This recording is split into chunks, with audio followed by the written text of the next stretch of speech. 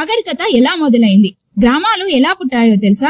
చాలా కాలం క్రితం మనిషి అడవులలో తిరుగుతూ జంతువులను వేటాడేవాడు.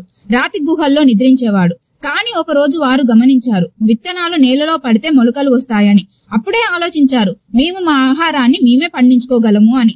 అలా పుట్టింది వ్యవసాయం. ఇక మనిషి ఒకే చోట ఉండడం, జంతువులను పెంచడం, మట్టి రాళ్లతో ఇల్లు కట్టుకోవడం మొదలు పెట్టారు. అలా పుట్టాయి మొదట గ్రామాలు. ఇది దాదాపు క్రీస్తు పూర్వం 10,000 సంవత్సరాల క్రితం జరిగింది. మొదటగా ఇది ప్రారంభమైంది మెసొపొటేమియా ప్రాంతంలో. నేటి ఇరాక్, సిరియా, టర్కీ ప్రాంతాలు, తర్వాత భారత్ లో కూడా ఈ మార్పు వచ్చింది.